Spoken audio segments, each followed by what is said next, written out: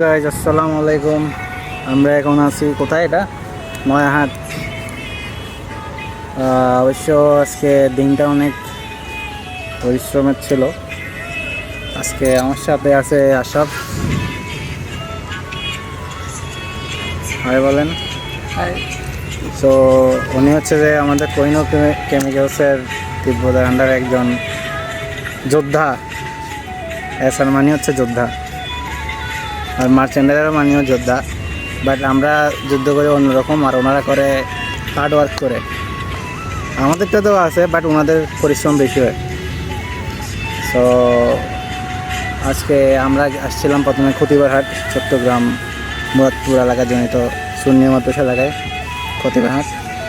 সেখান থেকে কাজ করে আমরা বের হলাম নয়াহাট দিয়ে, অরণ্যাবাসিকের পাশে। তো আসলে হাঁটতে হাঁটতে পায়ের অবস্থা কি হলো, অবস্থাটি দেখুন।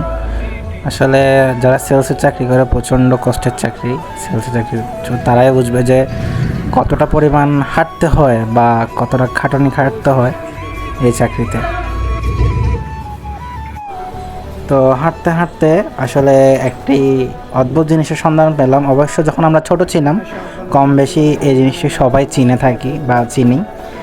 আমরা যখন ছোট ছিলাম তখন এরকম অনেক ফেরিওয়ালা ছিল যাদের কাছে এরকম একটি চকলেট ছিল, চুল দিয়ে বা আমরা টাকা দিয়ে চকলেটগুলো কিনে পেতাম। তো দেখে ভালো লাগলো আমার কাছে অনেক, আসলে খুবই সুন্দর।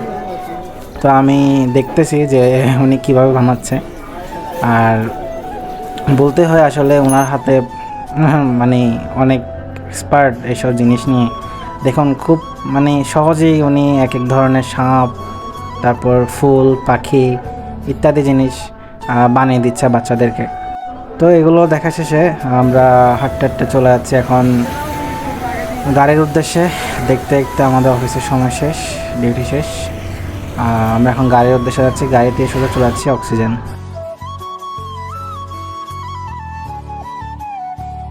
তো আমরা দেখতে চলে আসলাম অক্সিজেন নেমে আমরা এখন অক্সিজেন মোড়ের দিকে হাঁটতেছিলাম। হঠাৎ চোখ পড়লো 7 ডেজের দিকে।